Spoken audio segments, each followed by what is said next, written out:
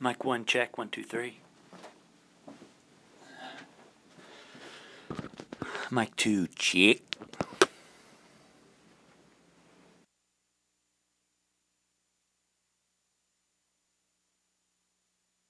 You'll raise your right hand.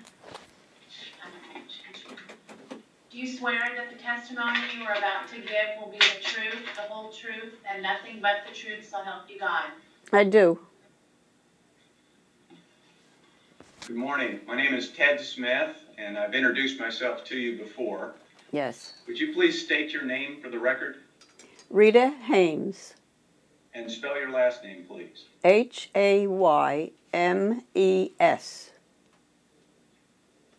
Ms. Hames, what's your current address? 665 Northeast 195 Street, North Miami Beach, Florida, 33179. How long have you lived there? Since 77, 28 years or more. Did you ever, since 1977, have you resided or received your mail at any other address? No.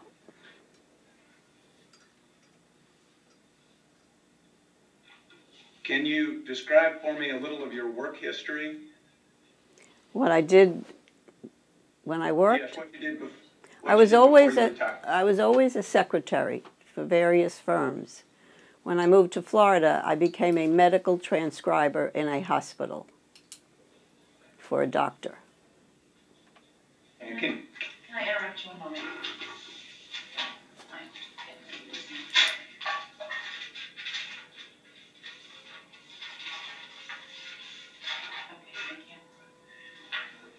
your grandson is Brian Marshall, also known as Xylo Marshall. Yes.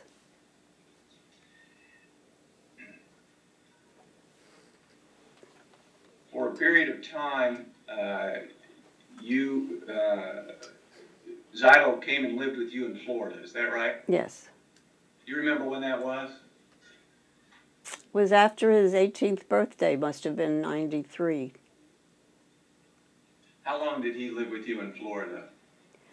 He lived with me a few months, and then I placed him in a facility called New Lifestyles. It was a private school. Did he ever come back and live with you again? Just for visits. And during that time, you saw him frequently? Yes. Excuse me, he lived in Florida for several years. And when was that? In 1993, I think. I don't remember the dates, but he lived in Florida at New Lifestyles, and he lived on his own in an apartment.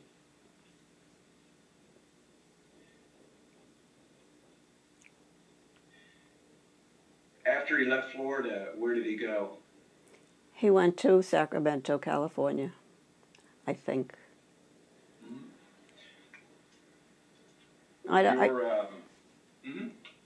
No, I don't remember the sequence.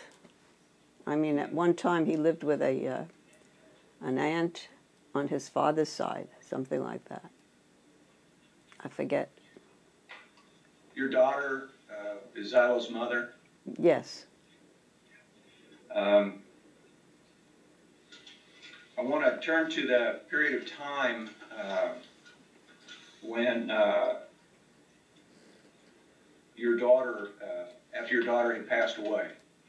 And were you involved at all in administering her estate? I became trustee for Brian's money. And that happened after, as you understand it, that happened after the administration of your daughter's estate and after completion of some legal work in California? Objection leading.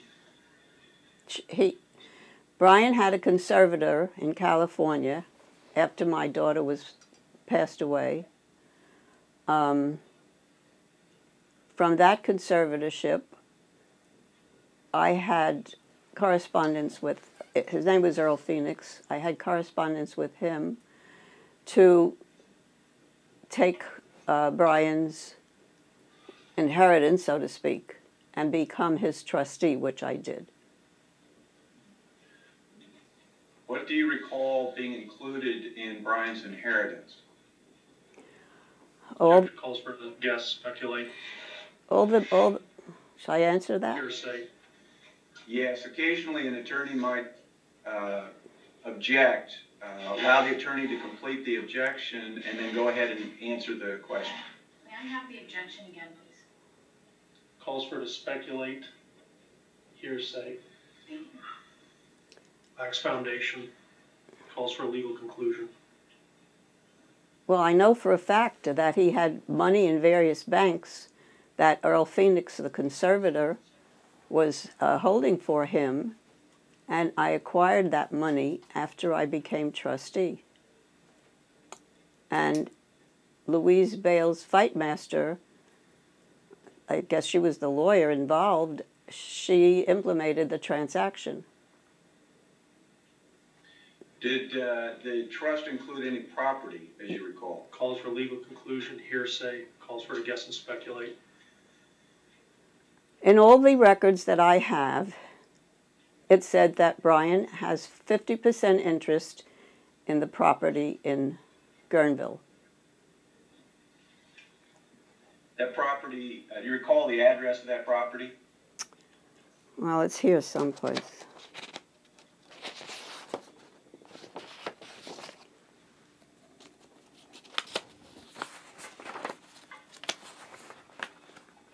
It's 15503 Old Cazadero Road, Guerneville. Would you just describe for me what document you looked at to find that address? Well, it's on Louise Bales, Fight Master's stationery, Exhibit B 100104 on the bottom. Thank you. Thank you. Did she say 9-5 last? Just 5. I heard something. 100104. She said something 5. Ask her not to.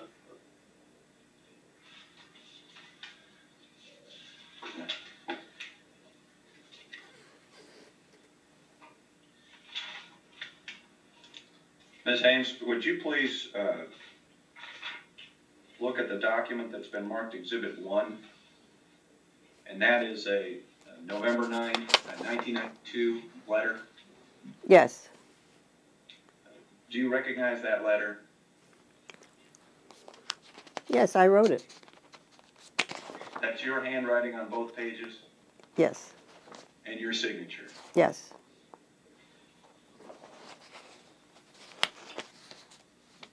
Do you recall why you wrote the letter? Well, in the letter, it says that when he becomes 18, he's going to inherit all the trust fund, all the money from the trust fund. And I wanted to know, shall I read the letter? I mean, I don't recall what's in the letter. Shall I read it? No, the document will speak for itself. That's what I thought. Mm-hmm. Yes. Do you recall what your concern was with respect to Brian receiving his money when he turned 18? Objection, relevancy. Calls for her to guess and speculate. The fact that his father wanted to have his money and was fighting for my daughter's estate, I felt I wanted to know how the money was going to be utilized. And at that time, I had to look for an avenue to protect the money. So I hired a lawyer to put it into an irrevocable trust, which he did. His name is Jerry Cohn, the lawyer for my grandson, and he set up a trust fund. And so the money could not be touched by his father or the government because he's disabled. Brian is disabled. Objection to the extent that it lacks foundation and is non-responsive. Mm-hmm. So What was, you mentioned that Brian's father was after some money in your daughter's estate. Yes. Explain that to me. Explain what your understanding was back at the time in what year are we talking about? Well, in 92, Brian would have been 18. In May of 92, he would have been 18. And so you indicated that his father had, that you were concerned that his father had made some claim in your daughter's estate. Can you yes. describe what you understood back? Can you describe what you understood back then about that? There's a letter from Jerry Cohn that states, Brian's father appeared at the hearing to object to the trust. The trust was approved by the court. As a matter of procedure, Brian's father was given an opportunity to file written objections. The hearing was scheduled for November 1st, 94, for the purpose of hearing his objections. Whether he actually files the objections or not, we are not sure, but I understand he has a habit of showing up at all the meetings. This is Brian's father. He did state to the court that Brian said he was unhappy in Florida, that Brian wanted to come home. But this is not true. Brian wanted to remain in Florida. So, and Hang on, I'm going to object, move to strike, non-responsive, lacks foundation, hearsay. So you're looking at a document marked Exhibit 2. Yes. And it's an October 5, 1994 letter. Yes. Do you recall receiving that letter around October 5, 1994? Yes. And you read the letter when you received it? Yes. And that letter, as you have just read, reflects what your understanding was about Alan Marshall's objections to the trust? Objection, leading, hearsay, lacks foundation. Could you ask me that again? Sure. That letter, the reason you just read that letter to us is because it reflects what your understanding was back in October 1994 regarding Alan Marshall's objections to the trust. Objection, leading, lacks foundation, hearsay. He objected to the trust as far as this letter is concerned. He was objecting to the fact that he wanted Brian's money. He wanted to control Brian's money. Mm-hmm. What did you understand Alan Marshall's claim was to the trust back in 1994? Objection, hearsay, lacks foundation. I don't know what his reasons were, except that he didn't want my grandson. He didn't want my grandson to have control of his inheritance that he was going to get from his mother. His mother had money from an accident that she sustained and life insurance, which was for Brian. That money he wanted, Alan Marshall wanted. Speculation, hearsay, lacks foundation. Move to strike the portion of the answer that's non-responsive. We just lost when we asked him to raise the volume. She's got the mic covered with paper. I mean, as you know, there's no volume control for the microphone. Needs to appear on the record too. Okay.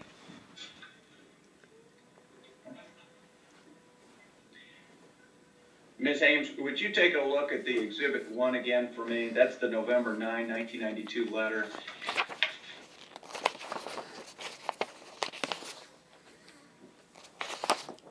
Yes.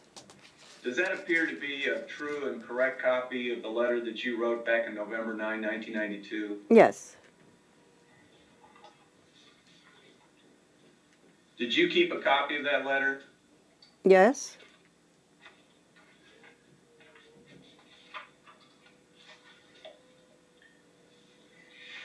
And did you maintain a copy of that letter as part of your duties as trustee? Yes. Objection, one leading. And would you look at the Exhibit 2 there for me, please? That's the next letter. Exhibit 2, From Jerry Cohn? From Jerry Cohn? Right. Yes. That's the Jerry Cohn letter. Right. And does that appear to you to be a true and correct copy of the letter that you received back in October 1994? Yes. Keep a copy of that letter as part of your duties as trustee? Yes.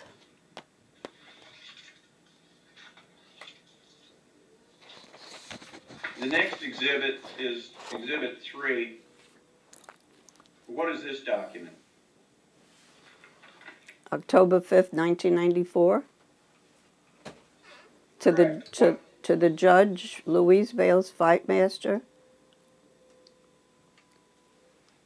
It's regarding his trust fund.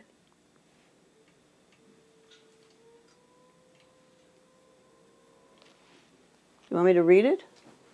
No. Did Jerry Cohn ask you to write a letter to the court?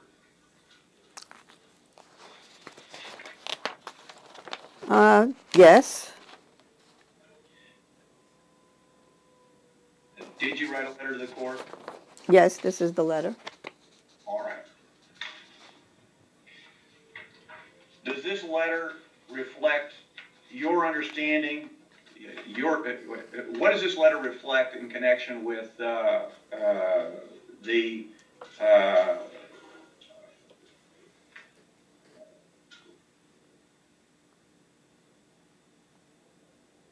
what does this letter reflect in connection with the trust and the objections to the trust made by Alan Marshall? I believe that Alan Marshall wants Brian to give up half interest in the house that Alan Marshall lives in, and that Brian does not wish to give up his half interest because it belonged to his mother. How did you come to that belief? I knew it for a fact. My daughter told me.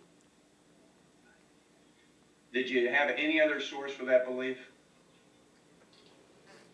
No.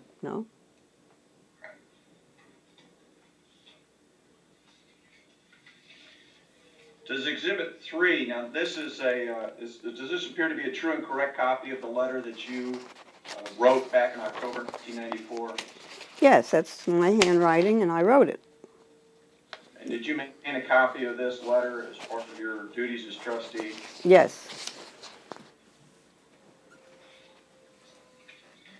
Were the contents of this letter accurate at the time you wrote it? Absolutely.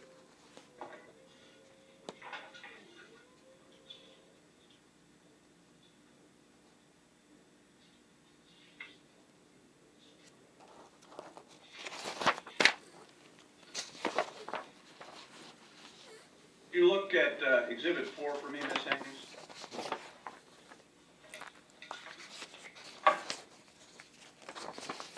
Yes.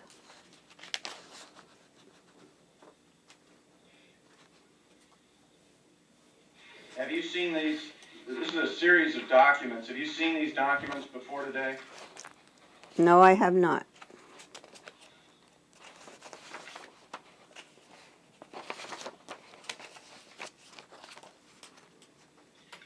All right. Would you look at Exhibit 5, please? Mm-hmm. Have you seen this document before today?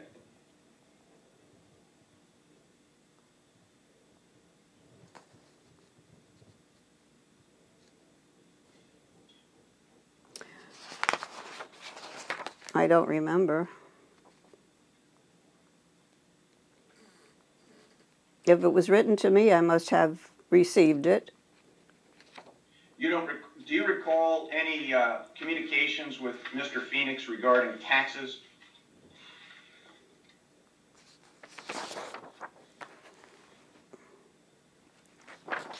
I really don't remember.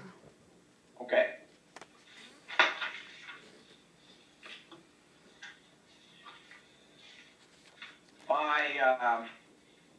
I'm sorry, do you remember what date you began to be the trustee for Brian's trust?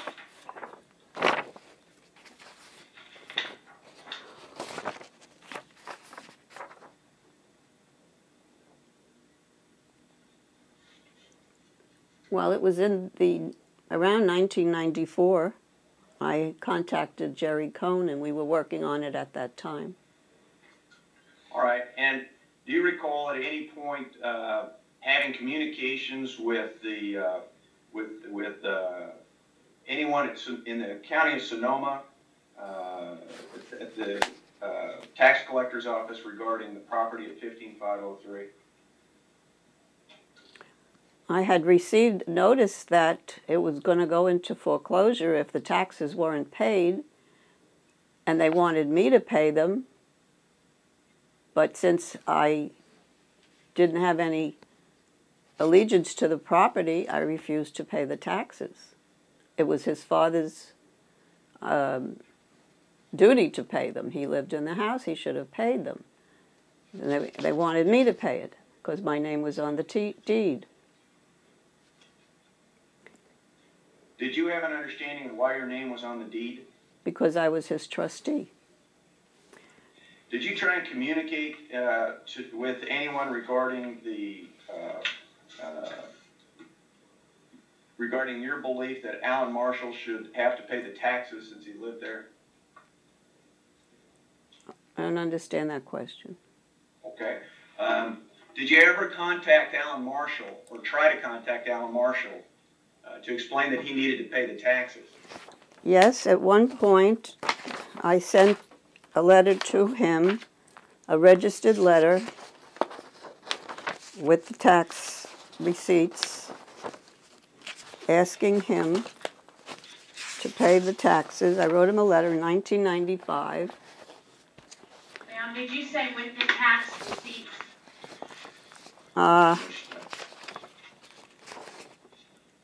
Wait a minute. Well, it was a tax bill here with Earl Phoenix's name on it.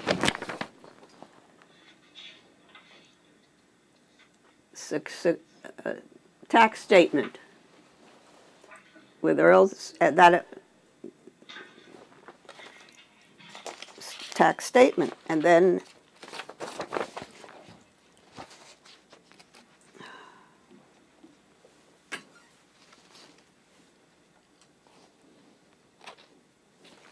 in any event, I wrote to Alan Marshall in 95, telling him that I was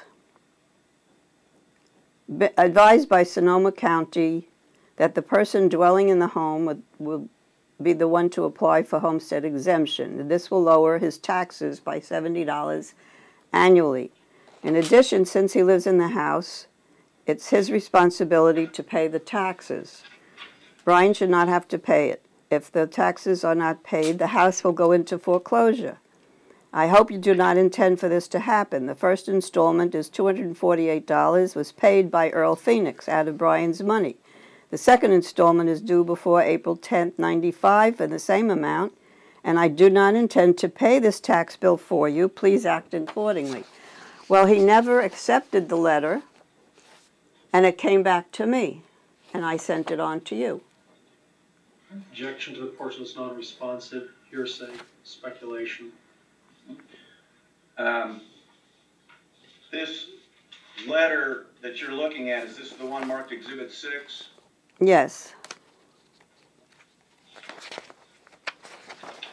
Exhibit 6 includes a, what's that first sheet there? The first sheet is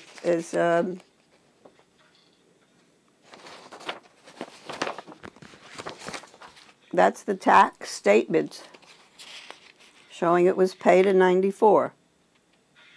All right. Now, in front of that is a return receipt? Yes. Report. A return, yes. And before return that receipt. is, looks like a copy of an envelope. Do you see that? That's right. This envelope came back to me, unclaimed. And it looks like, on my copy at least, it looks like there's a little note in the upper left-hand corner. Is that a note that you wrote? Yes. This is the original letter and proof that it was returned to me. You wrote that after you got this letter back? Yes. All right. So do all these pages Exhibit 6, does this represent a true and correct copy of the envelope, the return receipts, enclosures, and letters that you sent to Alan Marshall on or about January 19th, 1995? Yes. And did you keep, once this came back to you, did you keep the original? Yes. And did you keep it as part of your duties as a trustee? Yes.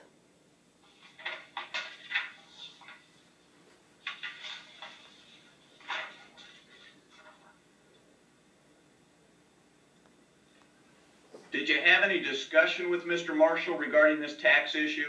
No, never spoke to him. Did you ever speak to Mr. Marshall regarding this property at 15503 since your daughter's death? No.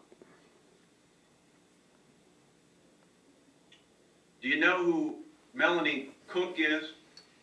It's my understanding that she was his girlfriend. Did you ever speak to Melanie Cook regarding 15503 No. Old Casadero Road? Never. Did you ever receive any letters from Alan Marshall that you recall regarding the property at 15503? No. Did you ever receive any letters from Melanie Cook, or maybe she was calling herself Melanie Marshall, regarding the property at 15503? No.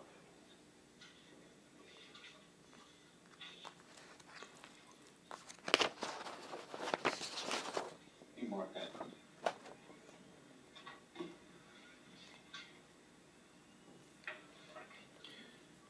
Do you know, do you recall what happened following the, well, let me back up. You understood back in 1994, late 1994, that Alan Marshall was making objections to the trust? Yes. Do you recall what happened with respect to the trust and those objections? Objection vague, overbroad, calls for to speculate, and form a legal conclusion. I really don't remember. Do you remember if the trust got confirmed or not? Same objections. The trust was confirmed. It was an irrevocable trust. Right. And was there any property included in it? Objection calls for to speculate, legal conclusion. 50% of the property goes to Brian Marshall. All right. Did you receive any documents reflecting that? Many. Yes. Take a look with me at Exhibit 7, please. Yes. What is this document? Objection, the document will speak for itself, calls for her to guess and speculate, hearsay. This deed is on Brian's 50% of the property in Guerneville. Who did you receive it from? Second, objection, move to strike. She didn't explain, she just read the letter. The document will speak for itself. Who did you receive it from? Rosemary Holtz, legal assistant to Louise Bales, fight master. When you received it, did you keep a copy? Yes. Does Exhibit 7 reflect a true and correct copy of what you received back in January 1995 or February 1995? Objection calls for to guess and speculate unless she has the original document there. The document will speak for itself. Yes. And did you maintain this copy in your ordinary duties as trustee? Yes.